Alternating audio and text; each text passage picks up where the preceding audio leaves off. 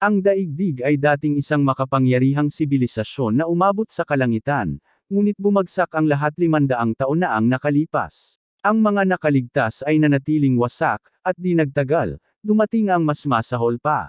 Isang nakamamatay na kaaway ang bumagsak sa daigdig sakay ng isang meteor. Ang kaaway na ito ay ang shinobi. Sinira nila ang mga lungsod, winasak ang kalikasan, at pinuntahan ang mga tao hanggang sa ang mundo ay naging tuyong disyerto. Ang mga tao ngayon ay gumugugol ng bawat araw sa pagtatago mula sa mga nilalang na ito. Sa gitna ng sirang mundong ito, isang lalaking may mahabang puting buhok at ilang cool na salamin ang kalmadong nakatayo habang siya ay nakapaligiran ng mga baliw na halimaw. Hindi nila siya inaatake. Sa halip, sinusunod nila ang kanyang mga utos. Inihayag niya na sa wakas ay nakuha na niya ang kaharian ng Issei. 2 sundalo na malapit sa lugar ang nakasaksi sa pagkasira ng kaharian sa kamay ng mga shinobi, napagtanto ang lawak ng pagsalakay, at agad na umatras. Sa malayo, isang malaking sasakyang pangtransportasyon ang gumagapang sa tuyong lupa patungo sa isang hindi kilalang target. Sa loob ay may mga pagod na batang babae na 3 buwang sunod-sunod na naglalakbay matapos iwanan ang kanilang kastilyo. Nagbubulungan sila sa isa't isa, hinuha na nalungkot ang kanilang prinsesa dahil sa walang katapusang paglalakbay. Samantala, ang prinsesa mismo ay nakaupo sa harap kasama ang driver at ang kabalyerong si Sanda. Mahimbing na natutulog siya, palaging pinapagod siya ng mahabang daan. Ang sasakyan ay dumaraan sa mga labi ng isang dating maunlad na mundo. Sa kanyang pagtulog, bumabalik ang prinsesa sa kanyang mga alaala ang mga huling araw ng kanyang sariling bayan. Si M ay parehong prinsesa at pari ng dakilang bansa ng yelo. Nagbago ang lahat nang bumaba ang mga kakilakilabot na shinobi sa kanyang lupain. Pinanood niya ang pagkamatay ng kanyang ina sa harap niya, at mula sa araw na iyon, ipinangako niyang hahanapin ang mga sandatang kailangan upang wakasan ang salot ng mga shinobi. Biglang pagyanig ang nagpagising kay M. Inutusan niya si Sanda na ihinto kaagad ang sasakyan. Nararamdaman niya ang mga shinobi sa malapit. Sa labas, nakita nila ang isang grupo ng mga desperadong tao na nagkakadena ng isang bata bilang handog. Naghahanda sila ng sakripisyo ng tao para mapalugdan ang mga shinobi. Lumabas si M at inutusan silang tumigil, ngunit binalaan siya ng kanilang pinuno na umalis bago niya mapatay silang lahat. Bago pa makapag-argumento si M, lumitaw na ang mga shinobi. Sumakay si Sanda sa isang malaking kalasag at nagpaputok ng malakas na pagsabog sa mismong sandaling susugurin ng isa sa mga nilalang ang bata. Inilabas ni M ang sarili niyang kalasag habang dumarami ang mga shinobi na dumadagsa sa lugar. Pinatay niya ang ilang halimaw habang pinipigilan ni Sanda ang iba, ngunit biglang nagsama-sama ang mga bangkay ng mga namatay na shinobi at naging isang kakilakilabot na bagong nilalang. Sinusubukan ni M na labanan ito, ngunit nalululaan siya ng halimaw at sinisira ang ilang bahagi ng kanyang kalasag. Sa huling sandali, biglang sumulpot sa eksena ang isang kakaibang batang may puting buhok. Kalahati ng kanyang mukha ay normal, ang kalahati naman ay natatakpan ng kulay lilang baluti na parang sa ibang planeta. Kumikilos siya ng hindi katulad ng tao ang bilis, pinutol-putol ang malaking shinobi, at hinayla si M palabas sa panganib. Malinaw na nakita ni M ang kanyang mukha, isang asul na mata, ang isa naman ay nakatago sa ilalim ng lilang kabibe. Pagkatapos ay sumali siya sa kanila ni Sanda sa pagtatapos sa natitirang mga halimaw. Kapag pinatay niya ang huling shinobi, nawawala ang katiwalian sa kanyang katawan, at siya ay bumagsak, malakas ang pagdurugo. Nailigtas ang mga taga-nayon, at isinama ng grupo ang mahiwagang batang lalaki. Sa loob ng sasakyan, sinuri siya ng mga batang babae na sina Hana, Rin, at Yuzu. Kakaiba, wala siyang ipinapakitang palatandaan ng pagkalason sa shinobi, kahit na malubhang nasira ang kanyang katawan. Pagkagising niya, bumagsak siya sa sahig dahil sa pagod, kaya pinakain siya ng mga babae ng kanin para makabawi. Sa labas, sinabi ni Sanda kay M na magkakamping sila para sa gabi. Sa kalaunan, nakabangon din ang bata, at ipinaliwanag ni Sanda ang mga kumikinang na aparato na kanyang inilalagay bilang isang sistema ng hadlang na naglalayo sa mga shinobi. Pagkatapos ay sinabi niya sa batang ipakilala ang sarili sa prinsesa, dahil nag-aalala ito. Nakita ng batang lalaki si M na nakatayo mag-isa sa isang mabatong burol. Nanginag siya, dahil sa presensya niya. Nang mapansin niyang nakatingin siya, nahihiya siya, nagulat na makita sa ganitong sandali. Nag-uusap sila, at sa wakas ay sinabi niya sa kanya ang pangalan niya, Soo. Lumapit si M at inihayag na alam na niya kung ano siya, isang yago, ang huli sa kanyang uri. Nagmakaawa siya sa kanya na lumaban sa tabi niya upang wasakin ang mga shinobi. Natakot siya, at tumakbo. Hindi siya naniniwalang malakas siya para sa anumang hinihiling niya. Mamaya noong gabing iyon, pribadong nag-usap sina M at Sanda. Ang mga yago ay hindi mga alamat, sila ay mga dinisenyong tao na nilikha bilang mga buhay na sandata upang labanan ang mga shinobi. Nakipaglaban pa nga si Sanda sa isa noong nakaraan, kahit na sinasabing matagal nang nawala ang kanilang lahi. Pagsikat ng araw, muling lumitaw si Soo sa harap ng sasakyan. Yumuyuko siya. Dahil iniligtas ng prinsesa ang kanyang buhay, handa siyang tumayo sa tabi nito at tumulong sa paglipol sa mga shinobi. Maluwag palad na tinanggap ni M at pinasalamatan siya. Sinabi niya sa kanya na hindi siya halimaw, ang kanyang mata na kulay langit ay patunay na may dalisay pa rin sa kanya. Pagkatapos niyang sumali, binigyan siya ni Sanda ng espesyal na uniforme ng militar. Tinanong ni Soo si M kung saan sila pupunta. Sinabi niya sa kanya na ang kanilang pupuntahan ay ang lumang lupain na dating tahanan ng mga dakilang lungsod hanggang sa binago ito ng pagtama ng meteor sa isang bagay na hindi na makilala. Ipinaliwanag niya na hinahanap nila ang isang banal na sandata na tinatawag na Giga Road, na sinasabing kayang burahin ang bawat shinobi sa daigdig. Ang batong suot ni M sa kanyang kwintas ang susi na maaaring mag-activate nito. Biglang naalala ni Soo ang isang bagay mula sa kanyang nakaraan, isang lugar na maaaring magdala sa kanila sa lumang lupain. Kinagabayan ng kanyang alaala, patungo ang grupo sa lugar, ayon kay Soo. Isang malaking bagyo ang nagngangalit sa labas, at napilitan sina M at Sanda na paliparin ang kanilang mga kalasag sa gitna nito. Malakas si Soo para sumulong pero napaka-brutal ng daan. Habang dumadaan sila sa kaguluhan, isang shinobi ang umatake. Nagawa nilang talunin ito, pero napansin pareho ni na M at Sanda na ibigay na ang kanilang mga kalasag. Sa daan, nakita ni M ang mga sirang kalasag, at napagtanto na sinubukan ng iba na marating ang lumang lupain ngunit hindi nakarating. Sa pagbagsak ng kanilang mga kalasag, nagsisimulang lumapit ang kawalan ng malay. Binalaan ni Sanda ang prinsesa na kailangan na silang bumalik, ngunit tumanggi si M na sumuko. Patuloy siyang sumusulong hanggang sa pareho silang mawalan ng malay ni Sanda. Bumabalik si Soo para sa kanila, ngunit bago pa siya makatakas, lumitaw ang mga higanteng sundalong may kalasag. Lahat sila ay binihag. Nagising si M kinabukasan sa loob ng Torre Castle, isang napakalaking lungsod na itinayo sa gitna ng patay na disyerto. Binati siya ng isang commander at ginabayan sa loob ng kuta. Nagpasalamat si M sa pagligtas niya sa kanilang buhay.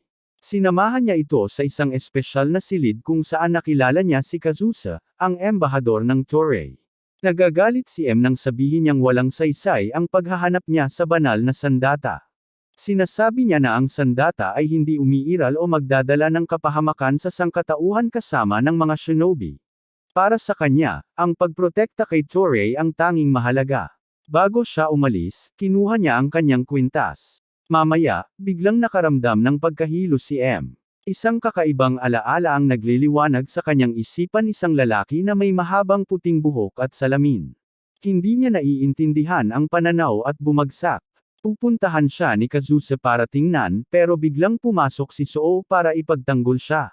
Madaling natalo ni Kazusa ang dalawa ngunit pinili niyang palayain silang dalawa, sinasabing maaari silang manatili sa Torre o umalis. Bumalik si M sa kanyang grupo at humingi ng paumanhin, pakiramdam niya ay nabigo siya sa kanila. Sinimulan ni San ang pagsasanay kay Soo para hasain ang kanyang kakayahan gamit ang mga kahoy na patpat. Samantala, ipinatawag ng pinuno ng kastilyo ng Torre si Kazusa. Ibinubunyag niya na gusto niyang dalhin ang banal na sandata sa Torre at iniutos ang pagdakip kay Prinsesa M. Hindi namamalayan, nagpalipas ng oras si M kasama si Soo, pakiramdam na naliligaw tungkol sa kanilang misyon. Para pasayahin siya, binuhat ni Soo si Nao at tumakbo sila sa paligid ng lungsod. Sinusuri nila ang Torre, pinagmamasdan ang araw at nag-e-enjoy sa sandaling iyon. Lumalapit sila sa isa't isa, at nagiging malinaw na nagka-inlove sila. pakiramdam na nabuhay, muling nagpasya si M na hanapin ang banal na sandata. Biglang dumating ang mga sundalo ni Torre para arestuhin siya. Pinipigilan sila ni Soo, ngunit natigil ang labanan nang lumitaw ang mabait na sundalo na tumulong kay M kanina. Ang pangalan niya ay Hashibo Hanata. Bagaman isang commander ng Torre, iniligtas niya ang prinsesa. Ibinunyag ni Hashibo na balak ng pinuno ng Kastilyo na gamitin ang banal na sandata para sa pansariling kapakanan. Hinihimok niya si M na hanapin si Kazusa bago pa siya mismo ang pumunta para kunin ang sandata. Nagbalik grupo sina M at Soo kasama ang kanilang mga kaibigan at sinabihan si Sunda na maghanda para sa pagtakas. Sa wakas ay natuntun nila si Kazusa. Ayon kay M, bagaman mapanganib ang banal na sandata, ito lamang ang paraan upang palayain ang mundo mula sa mga shinobi. Hinihingi niya ang kanyang kwintas. Tumanggi si Kazusa at sinabi sa kanya na kung gusto niyang makuha muli ito, kailangan niya siyang patayin. Sumulong si Soo at nagsimula ang kanilang labanan. Mabilis na natanto ni Kazusa na si Soo ay mula sa Yago, isang angkan ng mga piling mandirigma. Mabilis, tumpak, at marahas ang labanan. Sa kalaunan ay naaalala ni Soo ang pagsasanay ni Sunda at ginagamit ito upang makapuntos, sinasaksak si Kazusa sa balikat. Gusto ni Kazusa na magpatuloy sa pakikipaglaban, ngunit pinigilan siya ni M, sinasabing kailangan siya ni Torre na buhay at may utang siya sa kanyang mga tao ng kinabukasan. Nag-aatubili si Kazusa, natigilan sa kanyang mga sinabi. Bago pa man mangyari ang anumang bagay, lumitaw ang isang higanteng lumilipad na kuta sa itaas ng Torre. May tatak ito ng Issei. Pinaputukan ito ng mga mandirigmang Torre, pero walang epekto. Sabi ni Kazusa, walang sino man sa mga shinobi ang nagkaroon ng kapangyarihang kontrolin ang isang kuta. Si M ay nalilito na tanging ang kanyang mga magulang lamang ang makakagawa. Tumataas ang dark energy at naglalabas ang kuta ng mga shinobi blast sa buong lungsod.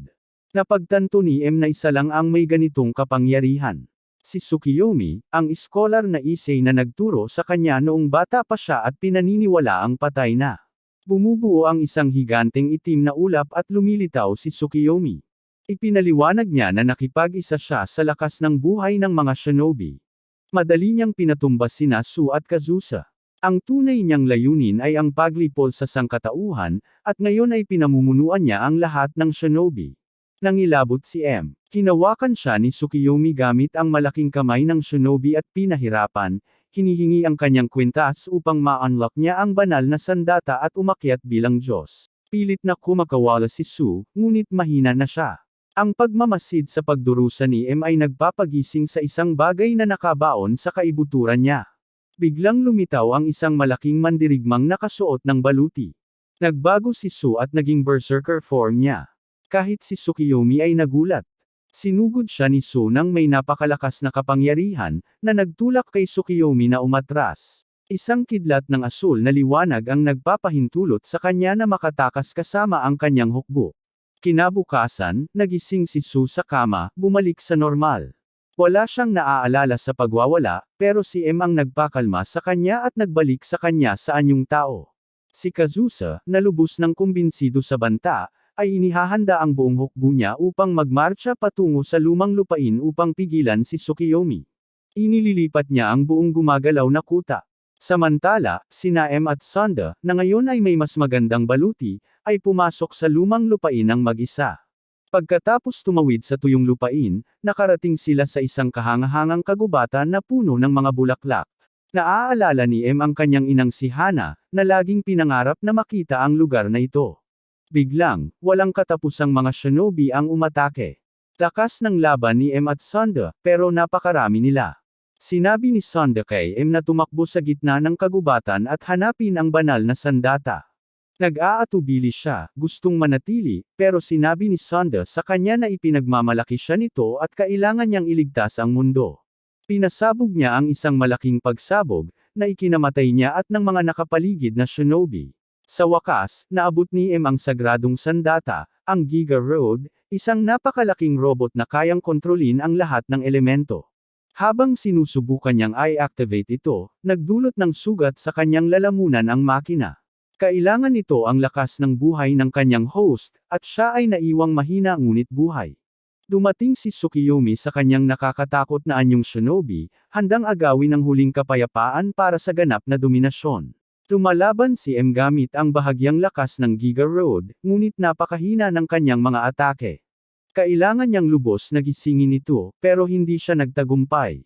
Dumating si Kizusa at ang kanyang mga hukbo, at inilabas ang lahat ng kanilang lakas laban sa mga hordang shinobi. Muling nakipaglaban si Tsukiyomi, nilampasan ang kanyang mga limitasyon. Malakas ang pagdurugo niya, pero ayaw tumigil. Nagsawa si Tsukiyomi, naghahanda ng huling atake upang tapusin ang lahat. Bahagyang makatayo, naghihirap na naglakad si Su patungo kay M. Niyakap niya siya habang ang Giga Road ay naglalagay ng talam sa kanyang dibdib. Ang sandata ay sumisipsip sa kanilang dalawa. Ang sakripisyong iyon ang tuluyang nag-a-activate sa Giga Road. Magkasamang nagising sina M at Su sa loob ng makina. Sa buong lakas nito, halos mapuksa nila si Tsukiyomi. Tinanggap nina M at Su ang kanilang kapalaran, nangakong magsasama anuman ang mangyari. Hinawakan ng Giga Road si Tsukiyomi at ang kanyang higanteng shinobi construct at umakyat sa kalangitan. Isang napakalaking pagsabog ang sumabog sa itaas ng mundo, at naghiyawan ang mga tao habang tuluyang nawala ang lahat ng shinobi. Nagtataka si Kizusa kung nakaligtas si M. Sa katahimikan ng kalawakan, nag-alayang mag-isa ang Giga Road. Hindi pa rin alam ang huling kapalaran nina M at Su, ngunit malaya na sa wakas ang daigdig.